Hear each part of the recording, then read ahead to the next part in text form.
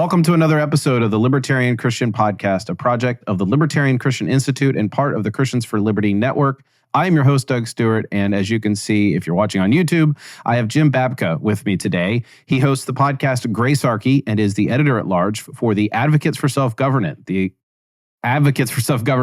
executive producer at Respect America and co-creator of the Zero Aggression Project.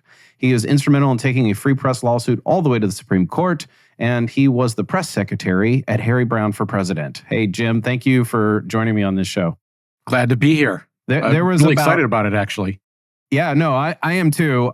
You and I had a really great conversation that when we got off, my wife was like, you were still on the phone with him for all that time? And I was like, yeah, it was just a great conversation. So we're gonna hopefully continue that energy on this show.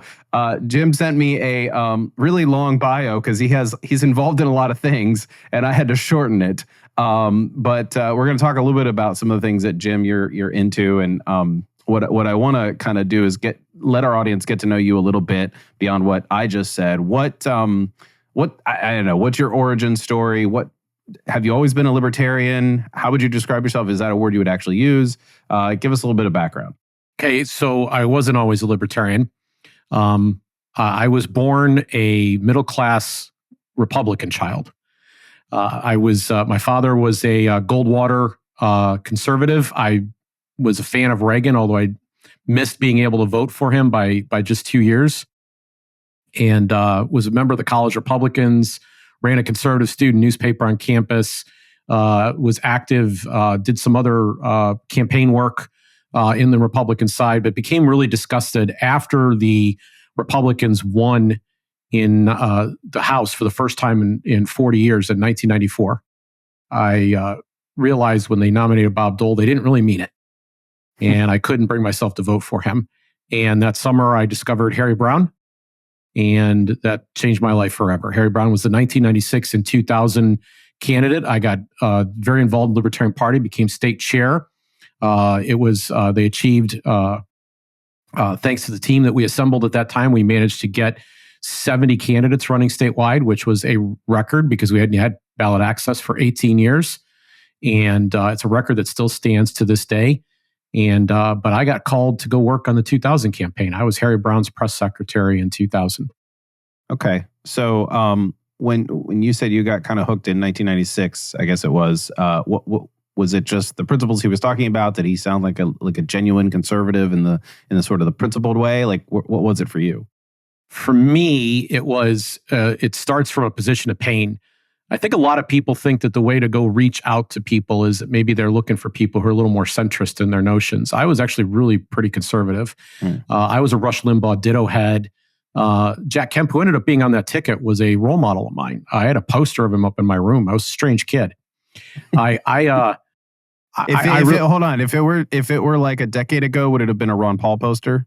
Yes. Yeah, okay. It would have been the same kind of thing. But same idea. I was really into supply side economics. I really believed that that was going to kind of a salvation, so to speak, in some ways.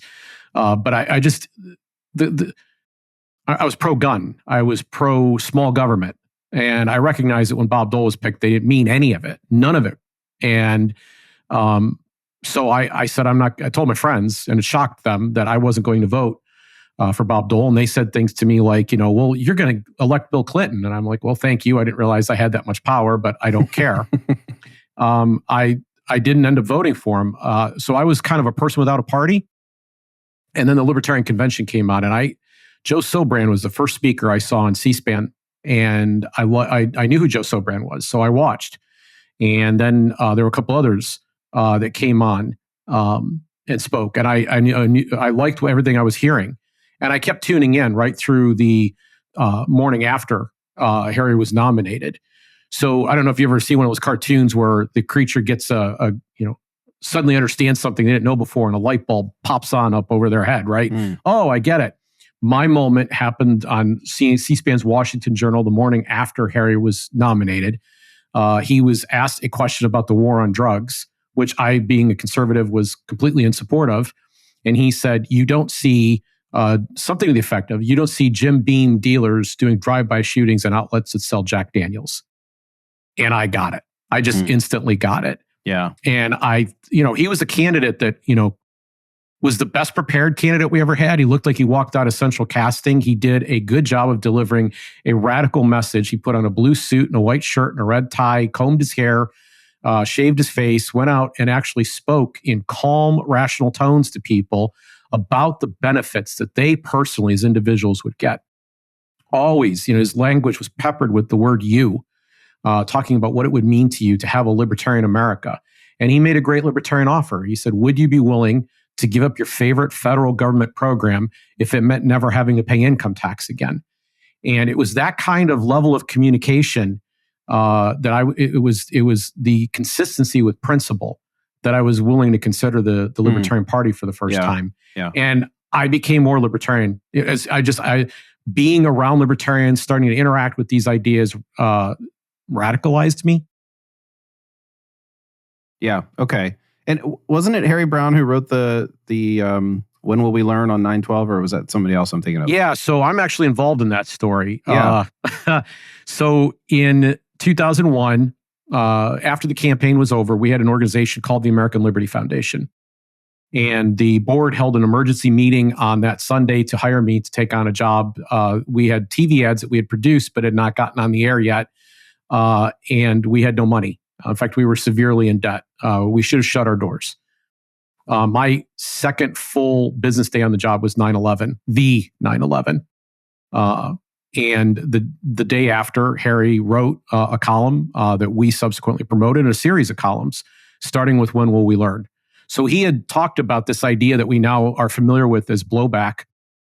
This is a term that the CIA is given for the interventions that our government does in our name across the planet that have very negative repercussions in the home places of people who in foreign lands.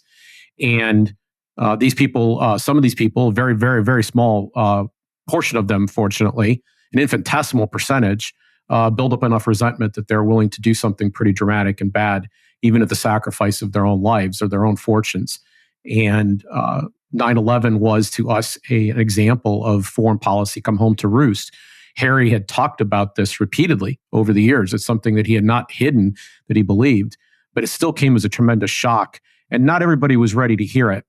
But When Will We Learn ended up being his most republished article. And it kicked off not just one, but a few different series about our foreign policy. And he began to shift and want to write a book about that subject. He never did complete that book. But it became kind of an obsession for him in the last stage of his life to talk about the impact that our foreign policy had internationally on the people in foreign lands, and then back home on us, the negative things that it did to our society. Yeah. So in terms of what drives you, what your passion is about him, you've shared a handful of things with me, off the air, of course, and I want to give our audience a sense of what drives you. You consider yourself what is called a dun, is often kind of paired with the nuns and duns movement or exodus from institutional church or whatever. There's some other foundational beliefs, and as a Christian that you hold. Share with us some of the more important things that sort of drive what you do every day. So I host a podcast called Gracearchy with Jim Babka, as you mentioned in the intro. We are coming up, as I'm talking to you now, we're just shy of our 2-year anniversary. I think it'll be after by the time everybody sees this. Mm-hmm. And that's born out of the fact that as I've gotten older and I've been involved in politics for as long as I have, I found myself that I've kept going deeper and deeper and deeper and deeper, trying to find what the root is of the issues that we're dealing with. And I'm a slow learner. So I made a lot of mistakes along the way trying to learn this, but increasingly I'm driven to a point that I think that what matters is Jesus Christ. So full public confession. I am a believer. Jesus is my savior. I believe that it's my job to imitate and model him, but I don't believe that strength comes from me internally. It comes from observation and relationship with him. And growing up as a regular Baptist, and I mean that in like the most steeped in sense you could possibly mean it, Christian school with chapel and Bible class, Christian radio on the car, the family all the time, occasional Bible devotions at home. Every time the church door opened, any youth group activity, I was shuttled there. I was, present. I mean, it was spoon fed to me. It's how I grew up. Do you remember the comedian Mark Lowry? No. He was a Christian comedian in the late 80s, early 90s, and he would talk about his parents. He says, if my parents were so Christian, if the painter was painting the sanctuary on a Tuesday afternoon, we would go in there and watch him do it. Yes. Watch it dry. I Yeah, mean, you and I have a very similar kind of. I mean, it wasn't that. That's obviously a humorous exaggeration, but you and I have a similar childhood experience in that regard. Yeah, my parents my father came to faith when I was about 4 years old. Okay. But really took it very, very seriously. And we were a fundamentalist household in belief. Yeah. There's negative stigma attached to that. I'm opposed to fundamentalism. I don't like or agree with it. I think it has a lot of bad aspects to it. But I have no regrets about my upbringing. Yeah. I very much recognize. I lost my mother when I was 10, but I very much recognize what my parents were attempting to achieve. And I had an adult relationship with my dad where I really got to know his heart and who he was as a man. And I'm actually grateful. I think he was doing the best he could with the information that he had at the time. And it was because I had that really, really solid foundation that I can leap off into the direction that I go now, where I can tell you that I think that there are two things that have not been well understood or emphasized correctly that go to the root of our social issues, and they are things that are missing in Western Protestant Christianity. Not that they're not talked about, not that people aren't aware of them. You can find people who talk about these things. You can definitely, most believers would have some awareness of what I'm about to say. But the idea that it's important, that it gets priority, that it gets coverage, that we go into depth about these things seem very fundamental to me. The first is the Imago Dei. The fact that we are all made in the image of God. That has tremendous, huge ramifications. It explains an awful lot of what we find in the scripture in terms of like how we're supposed to relate to each other. There should be a fundamental understanding that number one, you're a human being, so I have to look at you as an image carrier, image bearer of God, and that has certain constraints and certain directions. It gives me certain direction as to how I should interact with you. And two, I should also recognize that I'm a human being. I'm very human, and I'm fallen and have issues that I'm dealing with. I'm not perfect, and so I want the kind of reciprocity that I want, that I crave, that I desire from other people. I first need to be somebody who's bringing that kind of light to them. And then the second thing would be the Trinity, which I think has been completely overlooked in the two important aspects. First, Jesus himself comes and, the Son of God comes as Jesus and becomes a man. And that has anthropological implications that to me are immense and overlooked. There is too often an attempt to over-spiritualize that entire thing. But second, on a broader basis, just the existence of the Trinity itself, the fact that God is three persons, means that I think that God is relational in nature and that this entire thing is relational. And all the Greek categories that we've used to kind of philosophize and objectify and place God off at a very strong distance has created a gulf of separation that was not God's intention. I think the intention all along was to create relationship with us and to invite us inside the relationship that is God. And that too has really profound implications. So I bring both of those things into the libertarian message that I share at Grace-Archy. It seems like the Trinity is one of those sort of like checkbox beliefs for a lot of Christians, and that's how we know someone's a heretic, right? You don't believe it, you're a heretic, right? Right. Yeah. So you have that. I think I've had enough theological background to know that the Trinity sort of undergirds a whole lot of the theology, missional theology, relational theology, and all those kinds of things. So I don't quite see it as much as a forgotten or not much talked about in some circles. But you are right. It's definitely this is what we do to define a heretic. The Imago Dei thing. I guess I would just say one thing about that? Oh, sure. Where my emphasis lies is on the fact that I think there are a lot of people who understand kind of the spiritual or ethereal or faith-based things about God, right? Okay. They tend to push everything out of the secular realm into kind of this spiritual realm. There's like this dualism. And I'm arguing against that dualism. I actually think that our bodies matter. Our economic practices matter. I actually believe the study of economics is a spiritual discourse. I believe truth itself, as we're trying to find it in this world, is a spiritual thing. This dichotomy shouldn't exist. Being human is what we're supposed to be. Yeah, no, and I applaud. I'm with you there. The dualism. I think that we have a lot of dualism. I mean, obviously that comes from there's a whole host of reasons why we can talk about why we as Western Christians have a dualistic mindset by default. But the I lost my train of thought. I don't know what I was going to say, but anyway, I'm aligned with you on that. I was a little surprised that that's something that you feel like the Imago Dei is something that is not often talked about, because I don't know. To me it seems like maybe it's just my church. My church, they talk about this a lot, so maybe it's just that. What do you feel like is missing in that many Christians just misunderstand?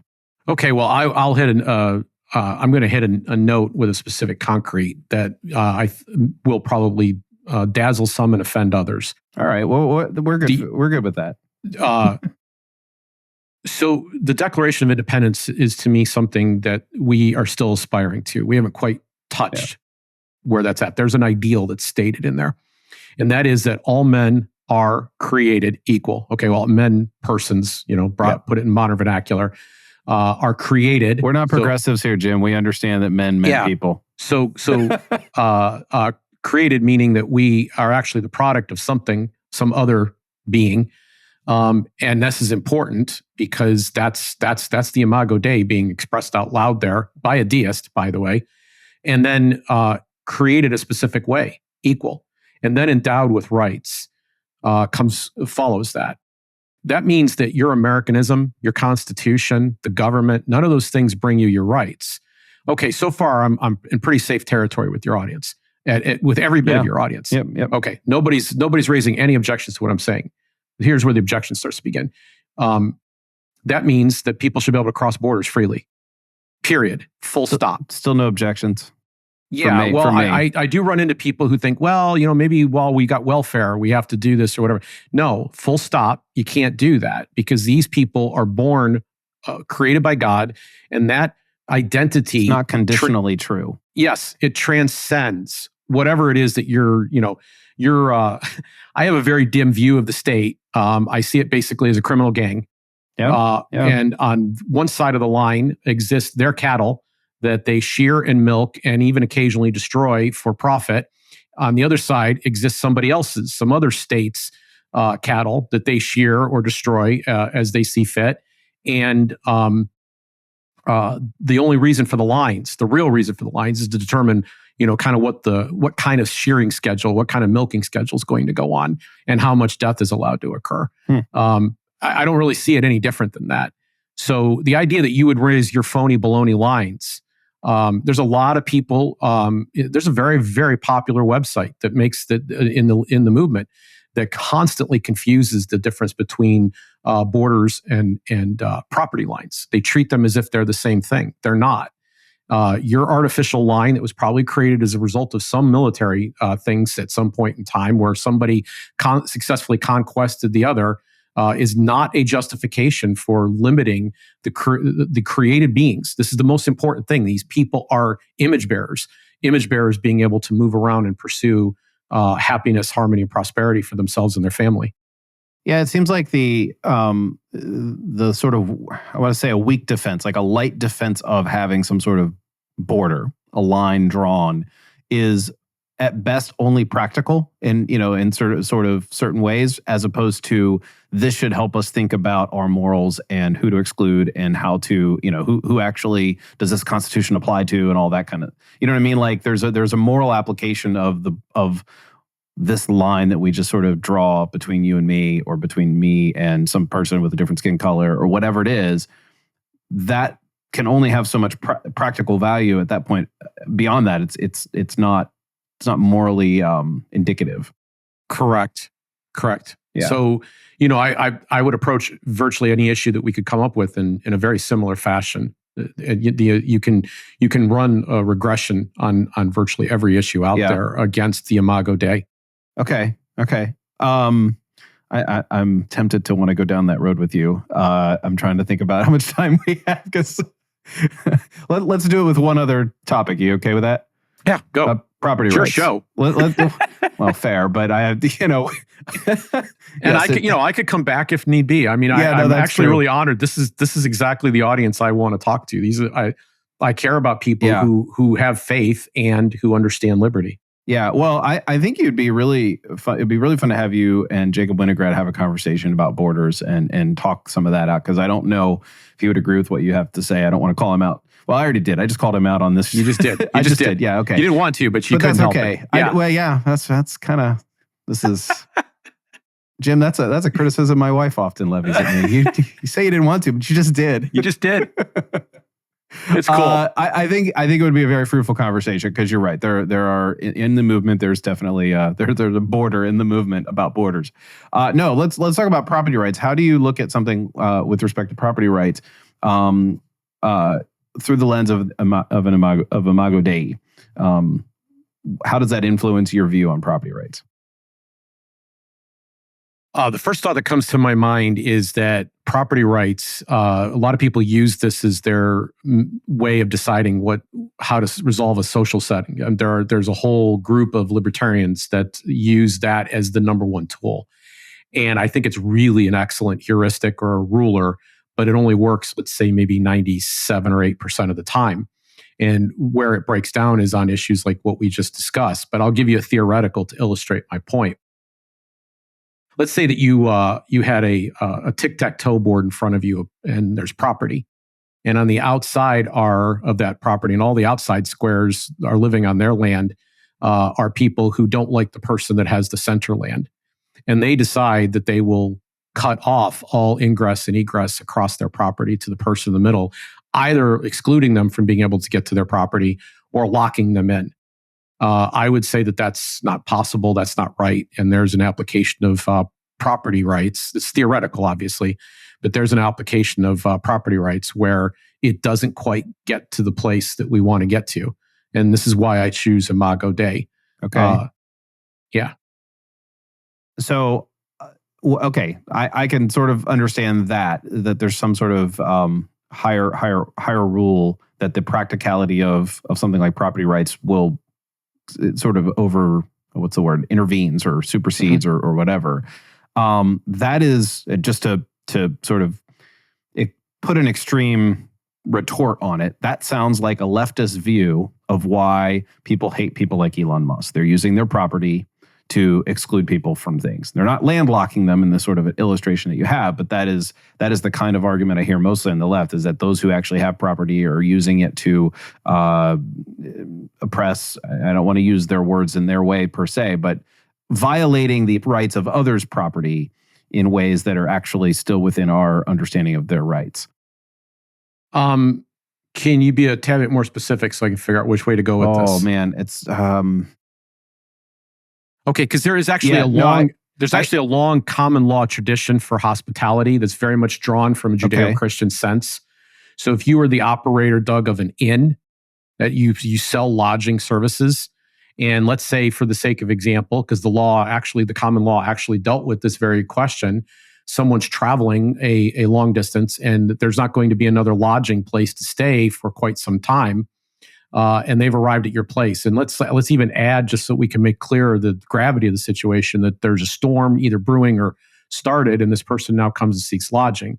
But you don't like them because of their race, their nationality, their gender, their preferences, their religion or creed. There's something about the cut of their jib that you don't care for. And you say, I'm not going to provide lodging to you. Yeah. Well, your business is lodging.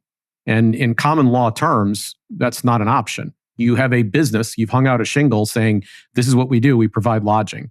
So there actually is a duty that you have voluntarily chosen to serve that person for that particular reason. Now you could say, look, we're not going to make you particularly comfortable here. We hope you get back on the road quickly. There's a number of different things you can do. Sure. But you would not deny them that lodging.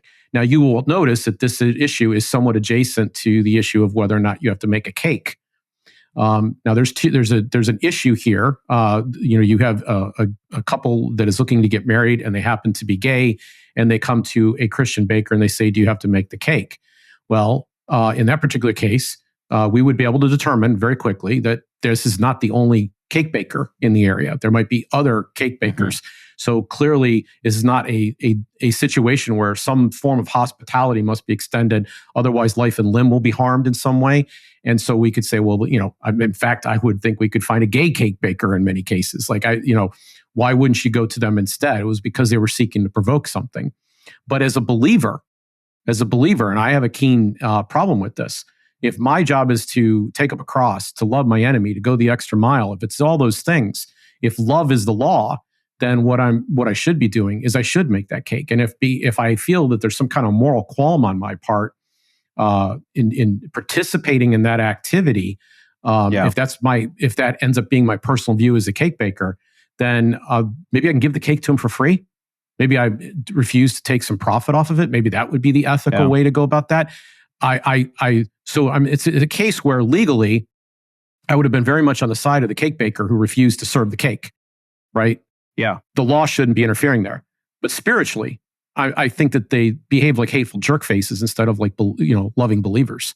Yeah. Well, I don't even know if all those particular instances, the refusers, to simplify the word there, were actually being rude or jerks. They might have just been like, yeah, hey, we'll help you. Like I read one story where they were like, well, hey, here's a few other places that we know of that are good and reputable, because I think they had a really good reputation. It wasn't like they were just like, no, we don't like your kind. Like it wasn't, get off my porch kind of. It still kind of is, Doug. We've got, if you say, they took your shirt and you have to give them your coat, or you took your coat and you give them your shirt as well. If it's, you're going to have to carry this burden with the Roman soldier 1 mile, offer to do a second. What you're being asked to do there is to actually be of service to the person that you've just assisted. You're actually being asked. And the thing that you're being asked in that instance is to do your job. The job that you said, this is what I do. This is my good in the world. And someone comes to you and says, well, this is what I want on a piece of your good in the world. And you say, well, no, I'm going to deny that to you because I don't like how you live. That is judging where you should judge not. And that, again, what about an issue of conscience from that person's part? Like, your conscience should be tuned to what would Jesus do in that situation. Sure. But okay, so they're not there yet. And therefore they said, well, hey, we'll politely decline. We'll find you somebody else. And as a libertarian, 100% legal, they can be that person. Sure. I guess I just wouldn't fault them even from a issue of Christian judgment. I wouldn't fault them for that approach, as opposed to and there are sure people out there who are kind of like, well, no, we don't like you. We're just going to, ignore you and not treat you well. Like middle ground in my mind would be what the example I'm using that those people did. I wish I had the case in front of me because we didn't plan to talk about this. We could have. No, we didn't plan to talk about it. And it's and these are all edge cases, which is, I guess, the fun part. Things that maybe we can find some sense of disagreement on, and stir things up. But I will go so far as to say that they're acting in the wrong, because I don't know how much clearer you can be about what our duty is to people who don't like what we stand for. But if you have an opportunity to share, whatever it is that you do, like you hung your shingle out and you say, this is what I do to bless the world. I serve the world in the following fashion. To deny someone who comes in and says, I want those services because of something about their beliefs or their, you're denying relationship that you could have. You're denying service that you can render. You are not sharing the best of yourself in a way that can minister to the needs of another human being. And you don't know what other opportunities lie on the other side of that door, whether it's a transformation of them or, and we should be open to this, it's a transformation of you. Sure. Yeah. Let's do one more objection to that, just because I'm sure our listeners are now awake. But Jim, what wouldn't you be promoting sin? Like, isn't it true that if you did that, you're endorsing and promoting either a sinful lifestyle or a sinful whatever behavior, whatever it is? Like, what is sin? Something that offends God, something that is a violation of moral expectations. Why? What is morality? Like, why does it offend God, and what is morality? I think other people. I don't know what other people would say, honestly. Like because I think the line, and this is what I wanted to bring up. The line is, the the deciding factor in whether or not you're right versus no, the refuser can sort of in a Christian conscience say, no, I really can't do this, is whether or not you are seen to be participating in something as sort of an endorsement, right? Like, is it an endorsement? Are you promoting it? Or is it just simply you are offering your service because that is what you decided to do as an entrepreneur, business owner, et cetera? And I tend to lean where you are on it. I think there might be edge cases where there are types of services that are a little bit different. You could use the example of a Christian counselor who does marriage counseling, but only does it for straight people because of religious conviction. Well, that's a little different from simply offering a retail service. And okay, so but the counselor in that setting might have to say something more direct about the relationship that's there. The cake baker would not have anything to say about the relationship. It does not interfere with the normal function of their work, and they wouldn't apply that to a whole variety of other settings. I see your point there. Do you agree though that the sort of deciding factor is whether or not there is an endorsement component to it? No. Okay. No. That seems to me, this is where getting into the humanity of Jesus really matters. And I'm very earthy when it comes to this. So there's a scene in Blazing Saddles where all the guys are sitting around in a circle eating beans, right? And they start, passing gas, right? Start making, fart noises start up on the whole thing, right? And it's a funny scene. Now I wish I had my soundboard at my disposal on this show. Yeah, yes. Yeah. Well, every time I watch that scene, and I'm going to ruin this part of the movie for everybody watching now. Every time I see that scene, I think of Jesus hanging out with his disciples because they're all dudes. And we stop thinking about the fact that there's a dude. And are you going to tell me that in the entire time that they were hanging out for 3 years together, they didn't have a moment like that? Yeah, right. Right, Peter, come on, So this is kind of an earthy thing. Now I'm trying to remember, I brought up this thing, we start laughing and I forget your question.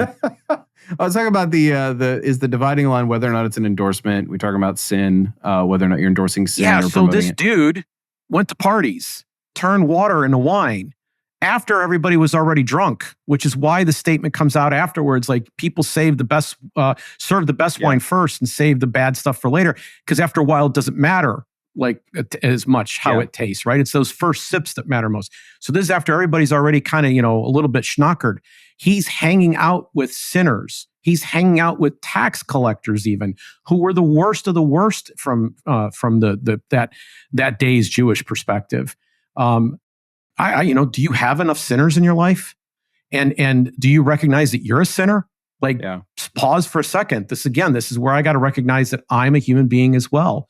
So to me, the anthropology of our faith has not been discussed enough. Even in the things that we're discussing now, you're starting to see surface where people can get confused. Yeah. Well, let's pivot there to the anthropology part, because I think that's an important component that, and I know you believe that this is sort of a lost or a forgotten or maybe neglected area of Christian theology and Christian thinking. I know that you get a lot of anthropology through Rene Girard. I don't know if there's any other influences you want to talk about, but how do you keep the humanity of Jesus as part of how you think beyond just kind of applying it to what we just talked about? Like maybe get a bit higher level there and talk about the humanity of Jesus. So I'm an open fan of Rene Girard, and he is a heavy influence. And we've on my work, and we've done a couple of podcasts. One that I think is the most important one we did ever, not too long ago, talking about the scapegoat mechanism. Mm-hmm. I think that that he has offered the best Rene Girard has offered the best anthropological theory for the foundation of both religion and the state, the society. And I believe that these events are grounded in sacrifice, and that even a vestige that we have of this is the fact that we have something called religion, which if you break down the word is religion. Legion's a large band. Religion literally means the rebinding of the people. They're brought back together. And the cathartic event that does that is literally the murder of an innocent or innocence. That this sacrificial system exists throughout time in all cultures. Joseph Campbell was all wet. Carl Jung didn't quite get it right. Rene Girard did, and I think that we still are engaged in a culture that is steeped in sacrifice and bloodshed right up to the present hour, and we overlook this. What causes that? Girard had a theory about this, and the theory starts off as a literary theory. So it explains some of the greatest works of fiction and myth that exist in our culture. And that theory was that it's triangular in nature. There's an object that two parties desire. One has that or seems to be possessing it, and the other wants to imitate. And he called this mimesis. It was a not to be confused with memes, M-E-M-E-M-S, which is a biological concept that's been applied to putting pictures on the web that get widely shared. But mimesis, like imitation. Yeah. You start imitating the other person. And this form of mimesis causes people to start to behave very much like one another. And that includes in even some of the worst ways because they enter rivalry with one another. It's possible in some cases for the people to be so spaced out or different that only one person, the person who's doing the imitating, is aware of the rivalry. But in some cases, they both are aware and there's a war going on. And what people from the outside notice about these two parties is how much they start to look and seem alike as they escalate towards violence. When violence starts to get a little too messy for everybody else, there's a desire on the part of multiple people, maybe even the people in the conflict themselves, but definitely all the outsiders, to see this resolved. But each side has a need to save face. And the way that they save face is they choose a innocent victim. Now, when I use the term innocent, I mean not guilty, like in the court sense. Yeah. They may have had some tiny bit of responsibility for what has just occurred or had played a role in some way. We may be able to find some degree of blame, but they are not existentially responsible. They are not responsible for the entire event. They are not the cause of that entire event. And they are deemed guilty and they are destroyed. The existence of myth then is there to basically cover that lie that this individual was murdered. We end up deifying the individuals that were involved in this. They become the gods. And in that sense, they even offer themselves up as sacrifice. They say, choose me and destroy me. We see the vestiges of this in some cultures that still exist to this day that are still very ancient or tribal in their nature. But we see these stories being repeated through time. What is different about the Bible, and it starts right at the beginning with the story of Abel, is that we get to hear the victim's side of the story. They actually get to speak for themselves. So Abel's blood speaks for him when Cain destroys him. But more directly and for all time, the final sacrifice was Jesus Christ himself. And this is the most heinous thing of all time because not only was he not responsible for our troubles, he is the most innocent victim that could possibly be construed. And this unmasks and destroys this method that we have of making peace. No longer can we say, well, it's okay if we murder others, or we even just, today we destroy their characters and take away their jobs and cancel them. It's okay if we do these things because it brought peace. And so that's a good thing. No, we can't do that anymore. We have to recognize the victim. Our culture then, Doug, last thing I'll say, becomes so steeped in the kind of this Christian ethos, the fact that Jesus unmasked and the veil was torn from the sacrificial system. We're so steeped in this that we are like fish that don't know we're wet. So even people who don't have any specific connection religiously to Christian practice are still trying to put themselves in the place of the victim, because in our society, the victim actually has a certain degree of power because it is a Christianized culture. And so people are now competing in what we even call the victim Olympics to try to make themselves more victim. And they're doing it for the reason of acquiring more power. And that Girard's system manages to display that to us too. We can see how that's being used. I go around looking to see who's being scapegoated. That's one way that I apply the Imago Dei. I want to know who the scapegoat is in a given situation.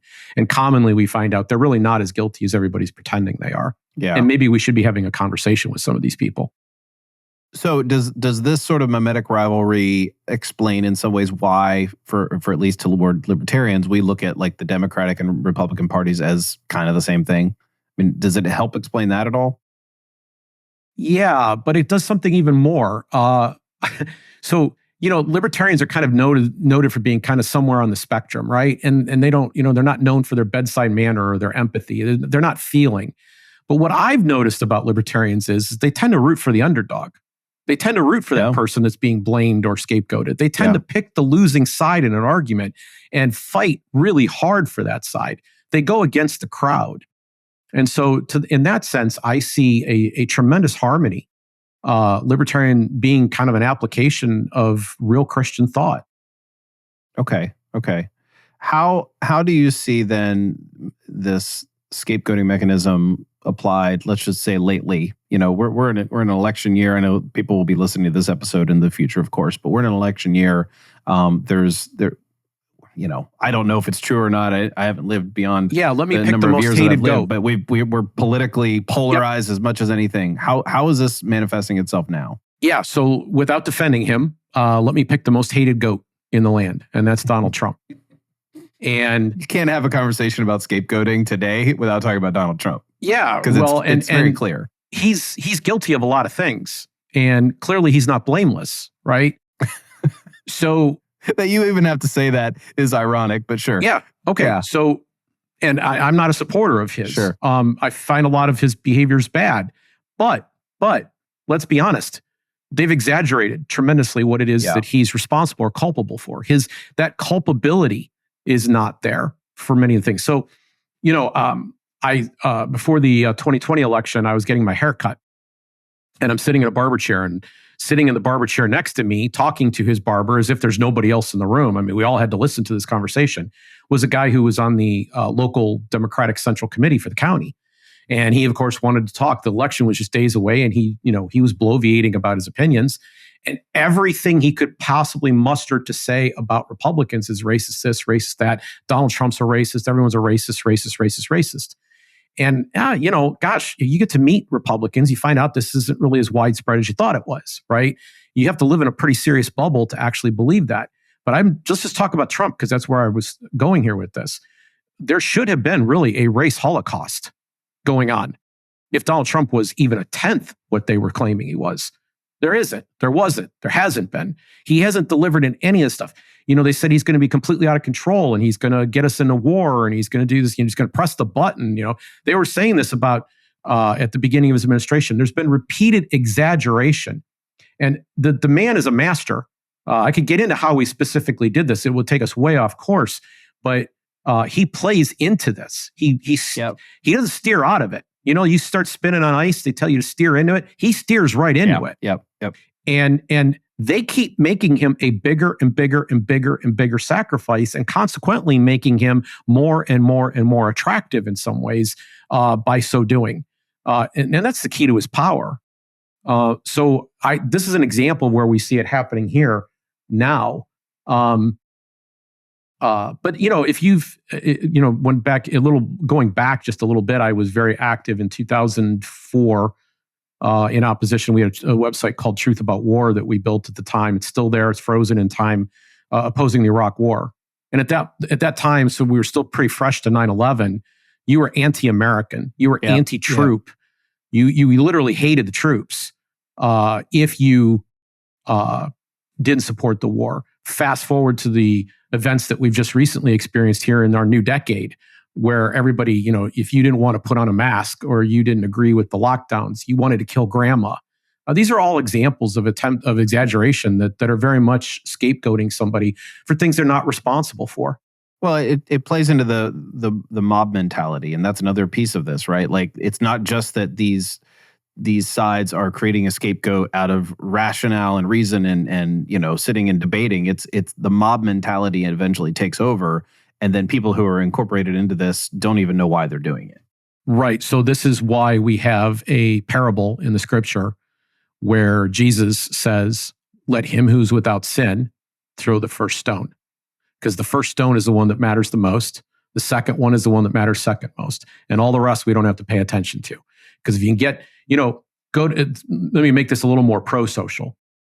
I don't know if you've ever been to an event where they set out donuts, but the event has kind of already started. And everybody's sitting in the room and nobody gets up to get the donuts. Everybody wants a donut, but nobody wants to be the guy to get exactly. up and get the donut. So somebody has to go first in that setting to give everybody else permission. And mobs run. We know this. They run exactly that way. You need the first brick thrower to break glass on the shop. You need somebody to follow up to them. And then pretty soon you've got lots of people participating. And so, and there's a whole dynamic that goes with this, because there's a flip side of it where nobody wants to be seen as being outside the mob. They feel that that's a dangerous place to be. So they start to go along to get along. Even if they think what's happening isn't quite right, they'll get quiet or they won't speak up because they're scared, or they'll just go along. They'll participate so that they look like they're for their own safety. That's why there's a poll, I think it was in the last year or so, I read that there's 70% of Americans have opinions they believe others would find offensive. But we don't know it because they're not going to talk about it. We're all afraid to talk about, the whatever radical idea. And we just had a recent experience as a planet. I mean, almost every human being was caught up in this, where we got on social media and that stuff came out. And we've largely made a decision that we don't, as a general population, that we don't like the experience. Lots of people either aesthetically didn't enjoy it, or they literally felt that people needed to be banned from being able to speak. So what was happening was a case of real revealing of who a true human being was. I go back to Skokie now. You've got the Nazis walking down the street. We didn't want to find out what was really underneath. We didn't really want to discover and have that conversation. But I believe as a believer, I'm kind of uniquely invited to that kind of conversation. And I don't want to hold myself up as some exemplar who does this perfectly, because I don't. But you do. I don't know if you've had this experience, Doug, but as you've been doing this show or working on this particular ministry, the work itself begins to transform you. You start to have an awareness or a tuning in to a certain type of thing that you didn't notice before. You become aware of it. I don't know if people can relate to this. If you bought a specific model of car, you get reticular activation mode. You start seeing that car, that model all over the road. Well, doing Gracearchy and talking about the subjects of grace has turned on a emotional, mental, spiritual activation mode that causes me to start seeing all of this and increasingly more vividly in ways that I didn't see it before I was focusing on this. Yeah. Well, no, you're right. It's definitely, it's eye-opening, and it does tune you into frequencies, if we could use that analogy further, into frequencies that you just were kind of oblivious to, in the past. So yeah, no, I agree with that, for sure. So there was one other thing that you mentioned that we could have some fun with in this conversation. Maybe we can wrap up with that, because you teased it enough. I was like, no, this will be good. I don't know. You wrote it down, and I have this. Can somebody believe this ex-libertarian thing and still be a Christian?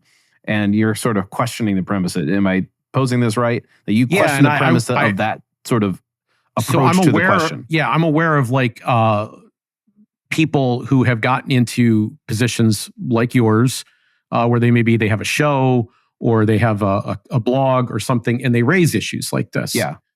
And libertarianism is very simply a social theory. It says that you're going to reject coercion, and to get things done, you're going to use persuasive means instead. That's it. That's the whole shoot and match. You don't need anything more. There's this whole debate between thick and thin. We could do a whole nother thing on that. I probably am going to do a podcast about that very soon. I'm literally thinking about that right now. Yeah. But I tend to think that the thick part, kind of messed things up quite a bit. It really should have been a situation, and you'll forgive the analogy, but I love alliteration, where the pastor and the pornographer could sit together at the same libertarian event and have a wonderful conversation, get along and find out that they're interesting people and maybe even friends. Even though they had very different things that they were going to go back to when they left. Yeah. And my cynical view just has to, as knowing the reputation of pastors at conferences, means that his conversation might have had ulterior motives. Sorry, that was such a side note, but my cynical brain goes to that. Okay, so let me rephrase that. The proselytizer and the pornographer. There you I go, got there it. you go, I there got you it. Okay. And I like your alliteration. I get blamed for doing that too much in our internal documents of like, no, I need all these 5 points to start with the same letter because the first 3 happen to do that by accident. So the last 2 I have to make start with the letter S or whatever. Anyway, well, go I'm ahead. anti-mimetic, but pro-mimetic. How's that sound? There you I wanted go. the idea that's to good. stick. That's good. Where were we? Because that's just too much fun. Proselytizer and the pornographer Should be able to sit together at the same event. But where were we even before that? Oh, can somebody believe this ex-libertarian thing and still be a Christian? Yeah, so I think that there's been a lot of people who kind of like, then this is an interesting question for them. Maybe they have a denominational doctrine upon which they rely, and they think, well, I'm libertarian up to this point. Libertarian is a modifier of my Christianity. I'm a Christian first and a libertarian second. I don't make that distinction. To me, it's kind of like the warp and woof. If you are a believer, let's start there. Let's look at that side of it. If you are a believer, then I believe that that a consistent practice of libertarianism is the full expression of your faith. If you're not practicing libertarian, you're missing out or leaving behind an important part of the gospel of grace. And that's why I call my show Gracearchy, because we spend our time talking about that. The proper expression of our faith is voluntary and non-coercive.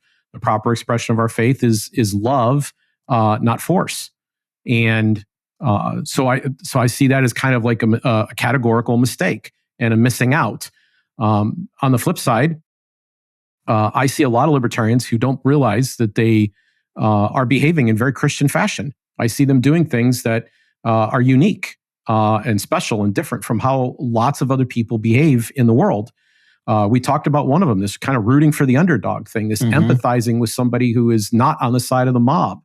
But I can give you all kinds of examples because, again, I think they're practicing an ethic that prefers grace or love over force. And so they're acting in ways that I think could be described in many cases, even though there's not a religious impulse there. They're acting out of love. They're acting Christian. So to me, it's consistent. I would even go so far, and this is sacrilege, and I realize it's even a bit anachronistic. I'm aware about what I'm going to say next, but I will even say that I believe God is a libertarian. The proper understanding of our world after you come to faith should develop into a more libertarian understanding of the world. Again, I'm not going to use violence or theft to get what I want. I'm going to find persuasive ways to go about addressing social problems. I'm going to work in community. I'm going to invent something. I'm just going to pick up and do something quietly without telling the whole world that I dropped the coins in the plate. Okay. Now, I have 2 show titles here that we could probably go with for this conversation, Jim. But one is Christians Should Bake the Cake. The other is God is a Libertarian. Well, I am going to at some point do the God is a Libertarian episode. I've been dared to do it several times. Yeah, so right. If you leave that one to me, I'll get to it later. Okay, all right. I'll leave that one to you. I probably won't use the since you're going to do the cake. Let me say one more thing, because we all had some experience together as a community of having a candidate, a man I thought was kind and decent and honest and very quite libertarian, named Gary Johnson, run for president and get the most votes of any libertarian candidate that's ever done the job. And I like Gary. I've met him several times. I've appeared on stage in front of him a couple of times. So I have nothing but high regard for him. But, there was a big hang up on some people's parts about whether or not he should or he was right about baking the cake. And I even had a guy that defriended me on Facebook, blocked me on Facebook because I raised an issue attached to this. He's like, oh, there you people go with this effing cake again. We should be focused on bigger issues. You're dividing everybody. But I didn't see this as a minor issue. And it wasn't because everybody is be purity tested or get along with me 100%. Quite the contrary. My career at Downsize DC would prove demonstrably by behavior. Otherwise, I worked with people who disagree with me on things all the time. No, what I was saying here in this particular case is it was fundamental. The ability for us to choose our relationships, the ability for us to voluntarily interact with one another, freedom of association was very much at stake. So my voluntarist side of my libertarianism says that I should be able to choose all of the relationships that I have the ones that regulate me, the ones that govern me, the ones that I live with, all of those to work with, those things should all be chosen by me. And at some point, if I feel that they're no longer serving me, I should have an exit strategy or plan available. In marriage, we call this divorce. Now, that doesn't mean divorce is desirable. Divorce is good. It doesn't mean anything like that, but it does mean it is still there. It also doesn't mean it won't be messy. There won't be some tearing in the separation, Right. But it does mean that the relationship was voluntary in there. We have no way of divorcing the state. And the idea that you would come and say, we're going to add one more thing from which you cannot divorce, to me is wrong. It was a coercive act that violated something that's sacred and so important, which is our ability to choose the relationships that we have. I told you earlier I would bake the cake if I was in that position, but I would not. And the reasons for that, but I really don't think any libertarian should have, and consistent libertarian should have overlooked something so fundamental as to coerce somebody to serve another person. Yeah. Well, Jim, we have talked about a whole host of topics, some of which we planned, some of which we didn't. Give us, is there anything more you want to say about the Zero Aggression Project, Grace Archie podcast? Anything you want to share with our listeners? Where can they find you? So just go ahead and plug all that. We still have Downsize DC going, home of the Read the Bills Act and the One Subject of Time Act and the Write the Laws Act, which I co-authored, all of which are introduced in Congress. And, I would encourage people to come check out downsizedc.org. We go Agenda Setters by Downsize DC is the organization name at present. That's what people know me best for.